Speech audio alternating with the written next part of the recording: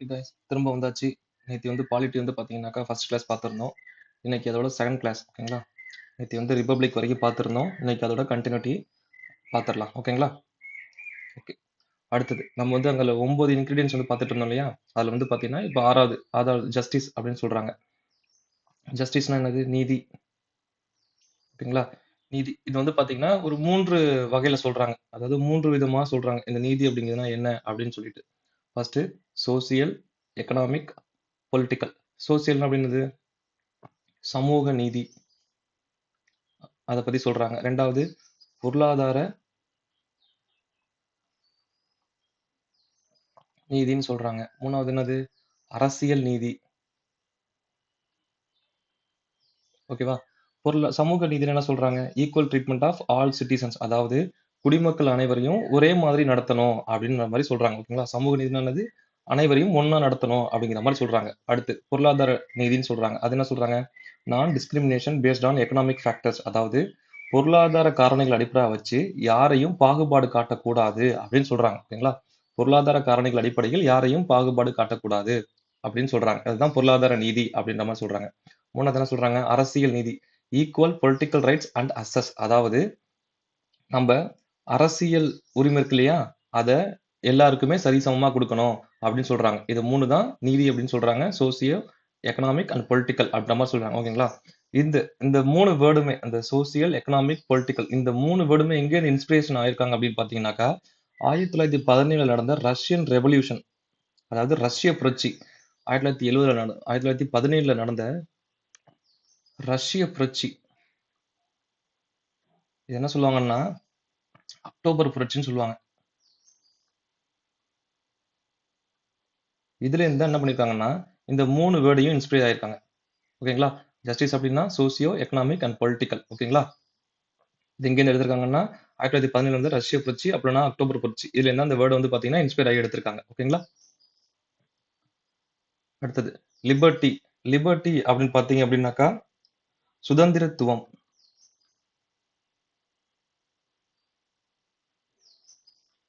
அப்படின்னா சுதந்திரம் அப்படின்னு சொல்றாங்க ஓகேங்களா. இதுக்கு என்ன டெஃபினேஷன் கொடுக்குறாங்க அப்படின்னாக்கா, அதாவது providing opportunity for the development of individual personality, அதாவது தனிநபர்கள் தங்களை வளர்த்துக் கொள்வதற்கான ஆப்பர்ச்சுனிட்டி, அதாவது வாய்ப்புகளை வழங்க வேண்டும் அப்படிங்கிற மாதிரி சொல்றாங்க ஓகேங்களா. இந்த லிபர்ட்டி அப்படிங்கிறது பாத்தீங்கன்னாக்கா லிபர் அப்படிங்கிற லாட்டின் சொல்ல இருந்து வந்திருக்குன்னு சொல்றாங்க, அதாவது லத்தீன் சொல்லில இருந்து வந்திருக்குன்னு சொல்றாங்க ஓகேங்களா. இதுக்கு என்ன பொருள் சொல்றாங்க அப்படின்னாக்கா கட்டுப்பாடு இல்லாதது,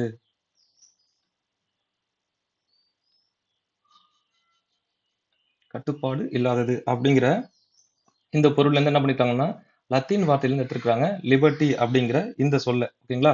இது வந்து பாத்தீங்கன்னா சுதந்திரம் அப்படிங்கிறத ஒரு 5 வழியில சொல்றாங்க. சுதந்திரம் அப்படிங்கிறத ஒரு 5 வழியில சொல்றாங்க. தாட், அதாவது சிந்தனை, சிந்தனை சுதந்திரம். உங்களுக்கு நீங்க என்ன என்ன வேணாலும் உங்க சிந்தனை பண்ணிக்கலாம். அதுக்கு வந்து உங்களுக்கு ஒரு சுதந்திரம் கொடுக்குறாங்க. அடுத்து எக்ஸ்பிரஷன், அதாவது உங்களோட கருத்து வெளிப்பாடு. உங்களோட கருத்தை நீங்க வெளிப்படுத்துறதுக்கும் உங்களுக்கு சுதந்திரம் கொடுக்குறாங்க. அடுத்து பிலீஃப், உங்களோட நம்பிக்கை சுதந்திரம் கொடுக்குறாங்க, உங்களோட நம்பிக்கைக்கு. அடுத்து ஃபெய்த், இது பக்தி அப்படி இல்லைன்னா மத சுதந்திரம்னு சொல்றாங்க.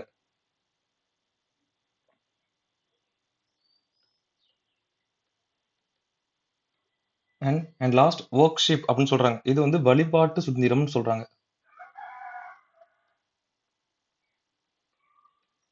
அப்போ சுதந்திரம் அப்படிங்கிறத 5 வழியில் நமக்கு கொடுக்குறாங்க. சிந்தனை, கருத்து வெளிப்பாடு, நம்பிக்கை, பக்தி அல்லது மத சுதந்திரம், லாஸ்டா வழிபாட்டு சுதந்திரம், இதை வந்து கொடுக்குறாங்க ஓகேங்களா. இந்த சுதந்திரம் அப்படிங்கிறது நமக்கு எதன் மூலியமா வந்து இம்ப்ளிமெண்டேஷன் நடைமுறைப்படுத்துறாங்க அப்படின்னாக்கா ஃபண்டமெண்டல் ரைட்ஸ் மூலியமா என்ன பண்றாங்களாம், இதை வந்து நமக்கு நடைமுறைப்படுத்துறாங்க. அதாவது அடிப்படை உரிமைகள் மூலமா இது வந்து நடைமுறைப்படுத்துறாங்க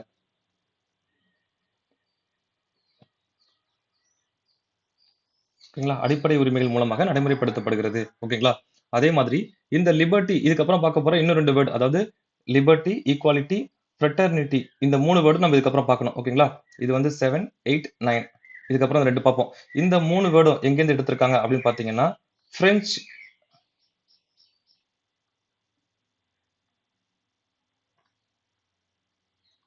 பிரெஞ்சு புரட்சியில இருந்து 1789 இருந்து பிரெஞ்சு புரட்சியிலேருந்து என்ன பண்ணிருக்காங்கன்னா இந்த 3 வேர்டையும் எடுத்திருக்காங்க. 1789 ஓகேங்களா? இங்க தான் இந்த 3 வேர்டையும் எடுத்திருக்காங்க. லிபர்ட்டி, ஈக்வாலிட்டி, ஃப்ரெட்டர்னிட்டி இந்த 3 வேர்டு வந்து பார்த்தீங்கன்னாக்கா, இங்க தான் எடுத்திருக்காங்க. அதுல ஃபர்ஸ்ட் இந்த வேர்டு தான் வந்து பார்த்தீங்கன்னா லிபர்ட்டி, சுதந்திரத்துவம். இப்ப நம்ம பார்த்தாச்சு. ஓகேங்களா? இதுக்கு அப்புறம் வரப்போற இந்த 2 வேர்டும் நெக்ஸ்ட் நம்ம பார்ப்போம். ஓகேங்களா?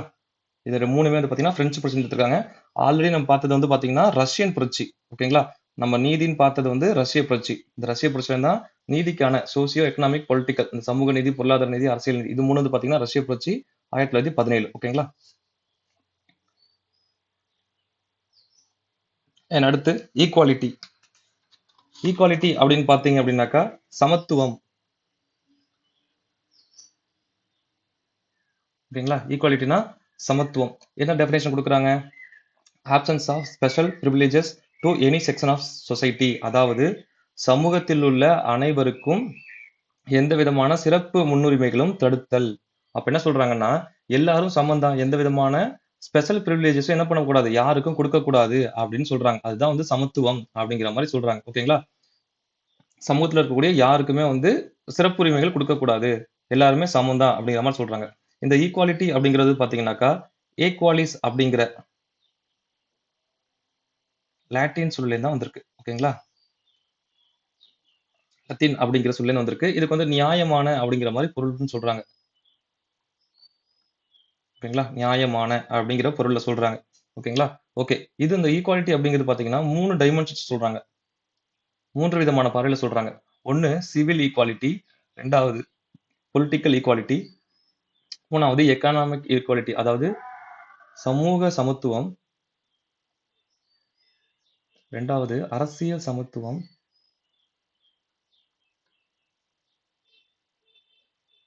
3வது பொருளாதார சமத்துவம்.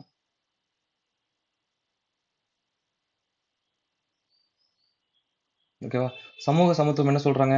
ஆர்டிகிள் 14ல இருந்து 18 வரைக்கும் ஃபண்டமெண்டல் ரைட்ஸ் சொல்றாங்க. ஓகேங்களா? ஃபண்டமெண்டல் ரைட்ஸ்ல ஆர்டிகிள் 14ல இருந்து 18 அதாவது அடிப்படை உரிமைகள்ல அடிப்படை உரிமைகள்ல ஆர்டிகிள் 14ல இருந்து 18 வரைக்கும் என்ன சொல்றாங்க? எல்லாருமே சமம் தான் அப்படிங்கிற மாதிரி சொல்றாங்க. ஓகேங்களா? இந்த 4 ஆர்டிகிளும் நம்ம வந்து ஃபண்டமெண்டல் ரைட்ஸ் பார்க்கறப்போ கொஞ்சம் டெப்தா பார்ப்போம். ஓகேங்களா? அடுத்து பொலிட்டிக்கல். இங்க வந்து பாத்தீங்கன்னா 2 ஆர்டிகிள் பார்க்குறோம். ஒன்னு ஆர்டிகிள் 3 to 5, இன்னொன்னு ஆர்டிகிள் 3 to 6. ஆர்டிகிள் 325 என்ன சொல்லுது அப்படின்னா, no person ineligible for the inclusion of electoral roll. அதாவது நம்ம வாக்காளர் குழாம் சொல்லுவோம் இல்லையா? தேர்தல் அந்த எலக்ட்ரல் ரோல் சொல்லுவோம் இல்லையா? அதுல இருந்து எந்த பர்சனையும் வந்து நீங்க இதுக்கு எலிஜிபிள் கிடையாது. அதாவது இந்த வாக்காளர் அந்த இது சொல்லுவாங்க இல்லையா? நம்ம ஓட்டு போடுறதுக்காக ஒரு லிஸ்ட் ரிலீஸ் பண்ணாங்க இல்லையா? அந்த லிஸ்ட்ல நீங்க வந்து இதுக்கு என்ன எலிஜிபிள் கிடையாது. அந்த பேர் சேர்க்கறதுக்கு நீங்க என்ன எலிஜிபிள் கிடையாதுன்னு யாரையுமே சொல்ல முடியாது அப்படின்னு சொல்றாங்க. ஓகேங்களா? அப்படின்னா எல்லாருமே அதுக்கான எலிஜிபிள் தான். அதாவது அந்த 18 வயசுக்கு மேல இருக்கிறவங்க எல்லாருமே அந்த ஓட்டு போடுறதுக்கு தகுதியானவங்க அப்படிங்கிற மாதிரி சொல்றாங்க. ஓகேங்களா? அடுத்து ஆர்டிகல் 326 என்ன சொல்றாங்க அப்படின்னா, elections of Lok Sabha and state assembly based on adult suffrage. அதாவது 18 வயதுக்கு மேல இருக்கிற எல்லாருமே டைரக்ட் எலெக்ஷன் மூலமா அதாவது மக்கள் ஓட்டு போறது மூலியமா லோக்சபாவும் அதாவது பார்லிமெண்டோட லோக்சபா அப்புறம் ஸ்டேட்ல இருக்கக்கூடிய லெஜிஸ்லேட்டிவ் அசம்பிளிஸ் அதாவது நம்ம தமிழ்நாட்டை பொறுத்த வரைக்கும் என்ன பண்றோம் சட்டப்பேரவைன்னு சொல்லுவோம் இல்லையா அதுக்கு எம்எல்ஏஸ்க்கும் அண்ட் எம்பிஸ் இங்க இருக்கிறவங்க எம்பிஸ் இங்க இருக்கிறவங்க எம்எல்ஏஸ் இவங்களை வந்து பாத்தீங்கன்னாக்கா 18 வயசுக்கு மேல இருக்கிறவங்க ஓட்டு போடக்கூடிய அந்த அடல்ட் சஃப்ரான்சஸ் சொல்லுவாங்க ஓகேங்களா அது மூலியமா தான் என்ன பண்ணணும் அப்படின்னா தேர்ந்தெடுக்கப்படணும் அப்படின்னு சொல்றாங்க ஓகேங்களா இது அரசியல் சமத்துவம்னு சொல்றாங்க 3வது பொருளாதார சமத்துவம் இதுவும் வந்து பாத்தீங்கன்னா ஃபண்டமெண்டல் ரைட்ஸ் தான் சொல்றாங்க ஆர்டிகல் 39ல சப்கிளாஸ் வந்து பாத்தீங்கன்னா ல சொல்லுவாங்க சம ஊதியம் அதாவது ஆண் பெண் அப்படிங்கிற அந்த பாகுபாடெல்லாம் இல்லாம ஒரே வேலையை செய்யக்கூடிய இரு பாலினருக்குமே சமமான சம்பளம் கொடுக்கணும் அப்படிங்கிறத ஆர்டிகல் 39D வந்து சொல்லும் ஓகேங்களா இதுவும் ஃபண்டமெண்டல் ரைட்ஸ் தான் இதெல்லாம் நம்ம உள்ள பாக்குறப்போ கொஞ்சம் டெப்தா பார்ப்போம் ஓகேங்களா அடுத்து ஃப்ரெட்டர்னிட்டி அப்படின்னா சகோதரத்துவம் ஓகேங்களா சகோதரத்துவம் டெஃபினேஷன் என்ன சொல்றாங்க a sense of brotherhood நம்ம எல்லாரும் சகோதரர்கள் அதாவது இந்தியர்கள் அனைவரும் சகோதரர்கள் நம்ம ஸ்கூல்ல வந்து ஒரு பிரேயர்ல உறுதிமொழி சொல்லுவாங்க இல்லையா இந்தியர்கள் நாம் அனைவரும் உடன் பிறந்தவர்கள் இந்தியர்கள் நாம் வந்து சகோதரர்கள் அப்படின்னு சொல்லுவாங்க இல்லையா அதை சொல்றாங்க என்ன சொல்றாங்க நம்ம எல்லாருக்கும் எல்லாரும் அண்ணன் தம்பி அப்படிங்கிற மாதிரியான ஒரு உணர்வு வந்து தரணும் அப்படிங்கிறதான் சொல்றாங்க சகோதரத்துவம் அப்படிங்கிற மாதிரி சொல்றாங்க ஓகேங்களா இதை எப்படி ப்ரொமோட் பண்றாங்க சிங்கிள் சிட்டிசன்ஷிப் மூலியமா நாமெல்லாம் இந்தியர்கள் அனைவருமே உடன் பிறந்தவர்கள். இந்தியால வந்து பாத்தீங்கன்னா சிங்கிள் சிட்டிசன்ஷிப், ஓகேங்களா? அதாவது குடியுரிமை, ஒற்றை குடியுரிமை மூலியமா.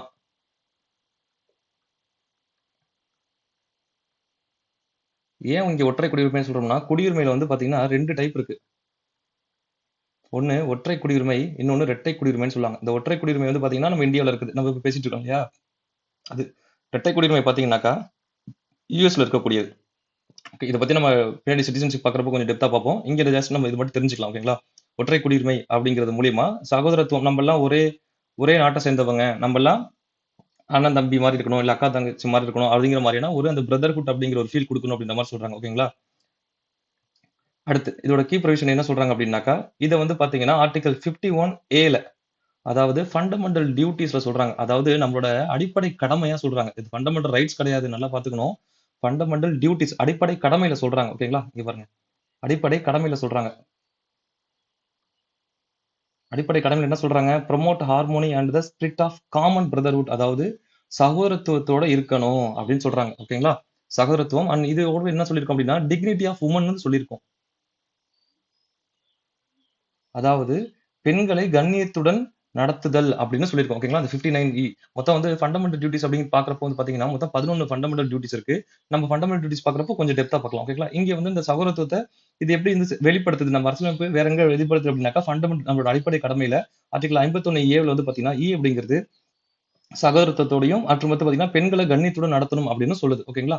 அண்ட் அடுத்து இது வந்து 2 விதமான அப்ஜெக்டிவ்ஸ் வந்து பாத்தீங்கன்னா என்ஷூர் பண்ணுது. ஒண்ணு டிக்னிட்டி ஆஃப் இண்டிவிஜுவல், இதையும் 2வது unity and integrity of the nation, அதாவது தனி மனித கண்ணியம். இது வந்து தனி மனித கண்ணியம், அதையும் 2வது பாத்தீங்கன்னாக்கா ஒருமை மற்றும் ஒருமைப்பாடு,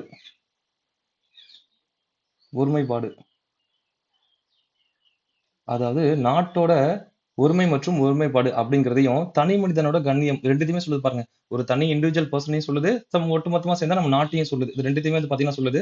நம்ம முன்னாடி பார்த்த மாதிரி இது வந்து பாத்தீங்கன்னா 42வது அரசியலமைப்பு சட்டத்திட்டத்தின்படி என்ன பண்ணுது, சேர்க்கப்பட்டது அப்படிங்கிற மாதிரி சொல்றாங்க சகோதரத்துவம். ஓகேங்களா? சகோதரத்துவத்தை எதன் மூலியமா நம்ம வந்து வெளிப்படுத்துறோம் அப்படின்னா சிங்கிள் சிட்டிசன் மூலமா. ஓகேங்களா? இது ரொம்ப முக்கியம். Okay, அடுத்து அடுத்து நம்ம பிரியாம்பிள் இருக்கு இல்லைங்களா? இந்த பிரியாம்பிள வந்து சில பேர் வந்து புகழுரைகள்னு சொல்லுவாங்க. அதாவது இம்பார்ட்டன்டான சில பேர் இது என்ன இத பத்தி என்ன பண்ணிருப்பாங்கன்னா அவங்க சொல்லியிருப்பாங்க. ஓகேங்களா? அதுல சில முக்கியமான எக்ஸாம் பாயிண்ட் ஆஃப் வியூ மட்டும் பார்க்கலாம். ஓகேங்களா? சார் அல்லாடி கிருஷ்ணசாமி ஐயர், பேர் வந்து தமிழ் எழுதிக்கோங்க. சார் அல்லாடி கிருஷ்ணசாமி ஐயர். ஓகேங்களா? இந்த preamble to our constitution express what we had thought or dreamt so long அப்படின்னு சொல்லியிருக்காரு. ஓகேங்களா? அல்லாடி கிருஷ்ணசாமி ஐயர் என்ன சொன்னாங்கன்னா, நாங்க இவ்வளவு வருஷமா காத்துட்டு இருந்த எங்களோட கனவோட வெளிப்பாடு அப்படின்ற மாதிரி சொல்றாரு. ஓகேங்களா? நமது நீண்ட நாள் கனவை முகவுரை பிரதிபலிக்கிறது அப்படின்னு சொல்லியிருக்காரு. தமிழ் எழுதிக்கோங்க. நமது நீண்ட நாள் கனவை முகவுரை பிரதிபலிக்கிறது அப்படின்ற மாதிரி சொல்லியிருக்காங்க. இது எப்படி ஞாபகம் வச்சுக்கலாம்? கிருஷ்ணசாமி, இந்த சாமி இருக்கு இல்லையா, கிருஷ்ணசாமிகிட்ட போய் வேண்டிக்கிறாங்களாம். என்ன வேண்டிக்கிறாங்களாம்? எங்க கனவை வந்து நிறைவேத்து அப்படின்னு சொல்லிட்டு வேண்டிக்கிறாங்களாமா. சுவாமிகிட்ட எங்க கனவை வந்து நிறைவேத்துங்க அப்படின்னு வேண்டிக்கிறாங்களாம். அப்படி ஞாபகம் வச்சுக்கலாம். ஓகேங்களா? அடுத்து Hidayatullah, formers chief justice of India. இவர் நம்ம பார்ப்போம், பின்னாடி நிறைய இடத்துல இவரை பார்ப்போம். இவர் வந்து பாத்தீங்கன்னாக்கா சீஃப் ஜஸ்டிஸ் ஆஃப் இந்தியாவா இருந்து பிரசிடென்டா பாத்தீங்கன்னாக்கா ஆக்ட் பண்ணிருப்பாரு. இவர் பார்ப்போம், பின்னாடி பார்ப்போம். இவர் என்ன சொல்லியிருக்காருன்னா, preamble resembles the declaration of independence of the USA but is more than a declaration, it is a soul of our constitution அப்படின்னு சொல்லியிருக்காரு. ஓகேங்களா? இது ரொம்ப பெருசா எழுத வேணாம், பட் நான் என்னன்னு மட்டும் நான் சொல்றேன், நோட் பண்ணிக்கோங்க.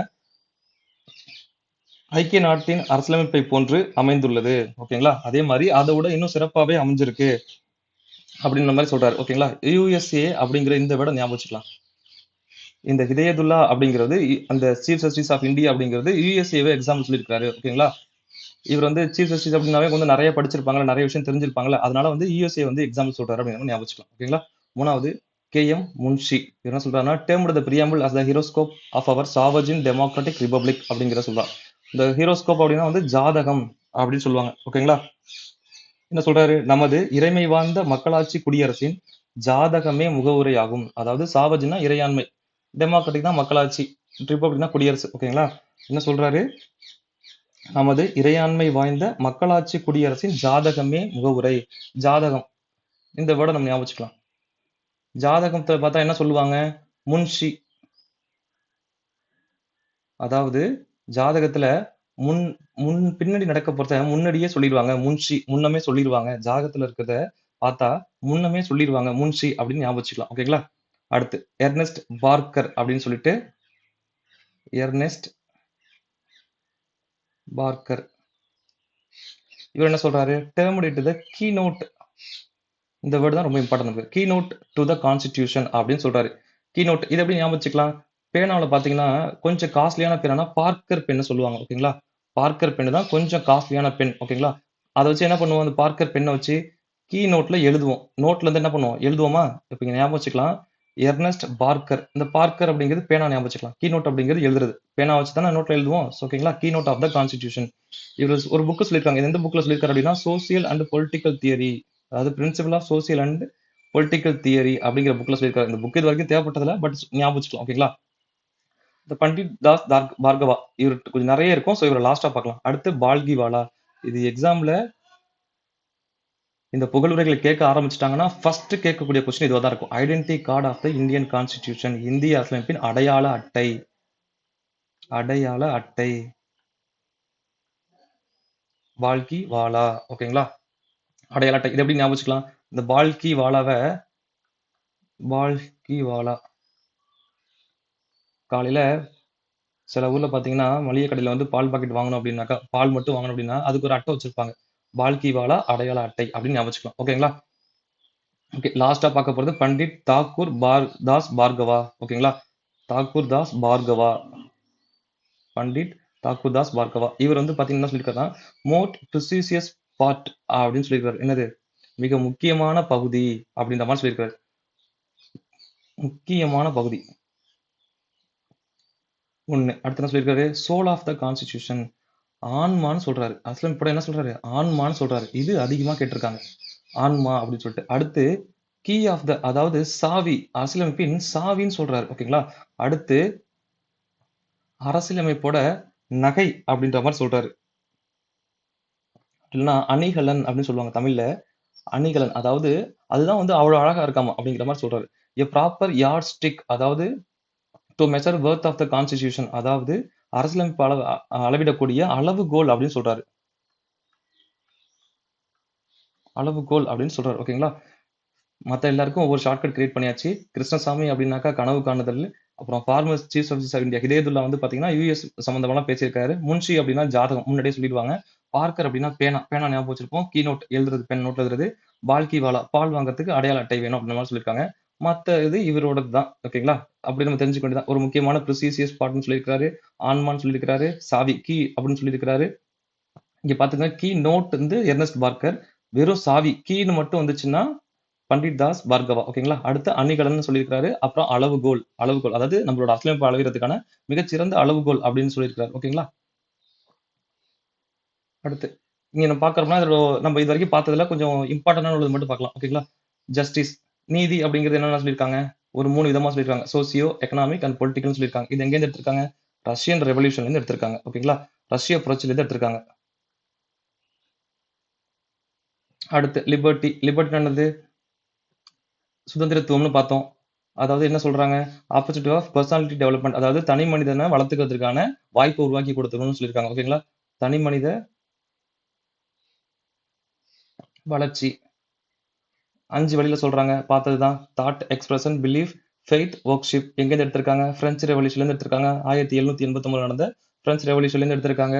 அடுத்து ஈக்குவாலிட்டி, சமத்துவம், அதாவது எந்த விதமான ஸ்பெஷல் பிரிவிலேஜஸ் அப்படின்னா வந்து எந்த விதமான சிறப்பு முன்னுரிமைகளும் இருக்கக்கூடாதுன்னு சொல்றாங்க. ஓகேங்களா? இது என்னன்னு சொல்றாங்க? ஆர்டிகல் 14 இருந்து 18 வரைக்கும் ஃபண்டமெண்டல் ரைட்ஸ் சொல்றாங்க. இது வந்து சிவில் சம்பந்தப்பட்டது. பொலிட்டிக்கல் ஆர்டிகல் 365 இருந்து 326 இது ரெண்டும் சொல்றாங்க. எக்கனாமிக்ல பாத்தீங்கன்னாக்கா எக்கனாமிக் ஈக்குவாலிட்டில வந்து பாத்தீங்கன்னா ஆர்டிகல் 39ல அண்ட் சாரி டி அப்படிங்கிறது சொல்லுவாங்க. அடுத்து இதை பாத்தீங்கன்னா பிரெஞ்சு ரெவல்யூஷன் 1789 எடுத்திருக்காங்க. இது மூணுமே பிரெஞ்சு ரெவல்யூஷன் தான். ஓகேங்களா? அடுத்து ஃப்ரெட்டர்னிட்டி, நம்ம சகோதரத்துவம் பார்த்தோம் இல்லையா? சென்ஸ் ஆஃப் பிரதர்ஹுட், எல்லாரும் அண்ணன் தம்பி மாதிரி இருக்கணும்னு சொல்றாங்க. எங்க சொல்றாங்க? ஆர்டிகல் 51A ல சொல்றாங்க. இதுவும் பிரெஞ்சு ரெவல்யூஷன்ல இருந்து எடுத்தது தான். ஓகேங்களா? மேல உள்ளது மட்டும் தான் ரஷ்யன் ரெவல்யூஷன், மத்தது எல்லாமே வந்து பிரெஞ்சு ரெவல்யூஷன். ஓகேங்களா? அண்ட் அடுத்து நம்ம அந்த ஷார்ட்கட்ஸ் மாதிரி சொன்னோம் இல்லையா? அவங்களோட சொன்ன புகழுரைகள். கே.எம். முன்ஷி நம்ம அங்கேயே பார்த்தோம். முன்ஷி என்ன சொல்லியிருக்காரு? முன்னாடியே நடக்கிறத சொல்றாரு. அதாவது ஹீரோஸ் ஜாதகர் ஞாபகம் வச்சுக்கலாம். அடுத்து எர்னஸ்ட் பார்க்கர். பார்க்கர் அப்படின்னா பார்க்கர் பேனா. Ernest Parker. பார்க்கர் பேனா என்ன பண்ணுவோம்? நோட்ல தான் எழுதுவோம். அடுத்து அல்லாடி கிருஷ்ணசாமி ஐயர். கிருஷ்ணசாமி சாமிகிட்ட போய் என்ன பண்ணுவோம்? என்னோட கனவெல்லாம் நான் நிறைவேறணும் அப்படிங்கிற மாதிரி வேண்டிப்போமா? நம்ம கனவு நம்ம என்னென்னலாம் நினைக்கிறோமோ அதெல்லாம் நடக்கணும்னு வேண்டிக்குப்போமா? அடுத்து தாக்கூர் தாஸ் பார்கவா. இதுதான் நம்ம நிறைய இருக்குன்னு சொன்னோம். அடுத்து ஹிதயத்துல்லா. நம்ம ஹிதயத்துல்லான்னு பார்த்தோம்னா சீஃப் ஜஸ்டிஸ் ஆஃப் இந்தியா. அவர் என்ன சொல்றாரு? US declaration. அதே மாதிரி நம்மளோடது ஆன்மா வந்து சோல் மாதிரி ஆன்மா போன்றது அப்படின்ற மாதிரி அவர் சொல்லியிருக்காரு இல்லையா? அண்ட் லாஸ்ட் பார்த்தீங்கன்னா பால்கிவாலா. பால்கிவாலா அப்படிங்கிறது பால் வாங்க போனோம் அப்படின்னா அடையாள அட்டை. ஐடென்டி கார்டு அப்படின்னா அடையாள அட்டை. ஓகேங்களா? இந்த தாக்குதல் பாஸ்கோ தான் வந்து பார்த்தீங்கன்னா அதிகமா இருக்கும். என்னது அணிகலன்னு சொன்னாரு. அடுத்து அளவுகோல்னு சொன்னாரு. முக்கியமான பகுதின்னு சொன்னாரு. ஓகேங்களா? இதெல்லாம் இம்பார்ட்டன்டான அந்த இந்த இந்த கீ பாயிண்ட்ஸ் மட்டும் ஞாபகம் வச்சுக்கலாம். ஓகேங்களா? ஃபுல்லா அந்த அது ஃபுல்லா மனப்பாடம் பண்ண தேவையில்ல. அந்த அந்த ஆட்களுக்கு நேரா உள்ள அந்த முக்கியமானது. அதாவது எக்ஸாம்ல இதுவரைக்கும் அதிகமா கேட்டது மட்டும் நான் எடுத்து வச்சிருக்கேன். ஓகேங்களா? அண்ட் அடுத்து கொஞ்சம் இதெல்லாம் கொஞ்சம் ஈஸியா ஞாபகம் வச்சுக்கணும். இதெல்லாம் அடிக்கடி கேட்கக்கூடியது. 42 அமெண்ட்மென்ட் ஆக்ட் அதாவது 42வது சட்டத்திட்டத்துல என்னென்ன வேர்ட் சேர்த்தாங்க? சோசியல், செக்யூலர், இன்டெகிரிட்டி ரொம்ப பார்க்கணும். இது என்ன சொல்லுது? Dignity of the individual and unity of the nation. 2மே பார்த்தோமா? தனி மனிதன் மற்றும் நாட்டோட உரிமை மற்றும் ஒருமைப்பாட சொல்லுதுன்னு பார்த்தோமா? அதே மாதிரி இதுக்குள்ள பார்த்த ஆர்டிகல் என்ன பார்த்தோம்? ஆர்டிகல் 39ல டி பார்த்தோம். Equal pay for equal work economic quality. 325 பார்த்தோம். எலக்ட்ரல் ரோல்ல வந்து யாரையுமே வந்து எந்த காரணத்தை சொல்லி நீங்க வந்து சேர்க்காம இருக்கக்கூடாது. ஆர்டிகல் 302 என்ன பார்த்தோம்? 18 வயசுக்கு மேல உள்ளவங்க எல்லாரும் ஓட்டு போட்டு தான் தேர்ந்தெடுக்கணும். எம்எல்ஏ வந்தாலும் சரி, எம்பியா இருந்தாலும் பார்த்தோம். அடுத்து 51 ஏல என்ன பார்த்தோம்? பிரதர்ஹுட் பார்த்தோம். 51 ஏல பார்த்தோம். ஓகேங்களா? இது ஒரு குயிக் ரிவிஷன். ஓகே, அவ்வளவுதான். இப்போ பார்த்திருக்கிறது அந்த டாபிக் வந்து பாத்தீங்கன்னாக்கா பிரியாம்பிள்ல கொஞ்சம் டெப்தா தான் பார்த்திருக்கோம். சோ இது வந்து குரூப் ஒன் மெயின்ஸ் அளவுக்கு தான் நம்ம பார்த்திருக்கோம். ஓகேங்களா? குரூப் ஃபோர்லயுமே ரொம்ப இப்போ டெப்தா கொஸ்டின்ஸ் கேட்கறாங்க அப்படிங்கறனால இவ்வளவு இம்பார்ட்டன்ஸ் கொடுத்து நம்ம பார்க்க வேண்டியதா இருக்கு. ஓகேங்களா? முடிஞ்ச அளவுக்கு நம்ம எதையுமே ஸ்கிப் பண்ணாம எல்லாத்தையும் பார்த்துட்டோம். முடிஞ்ச அளவுக்கு நீங்க இதை அப்படியே நோட்ஸ் எடுத்துக்கோங்க. தமிழ்ல இருக்கிறவங்க நாங்க தமிழ்ல சொல்றத அப்படியே முடிஞ்ச அளவுக்கு எழுதிக்கோங்க. ஓகேங்களா? இதே ஸ்ட்ரக்சர் எழுதிட்டீங்கன்னா ரிவிஷன் பண்றதுக்கு இன்னும் ஈஸியா இருக்கும். ஓகேங்களா? அடுத்த வீடியோல பார்க்கலாம். பை.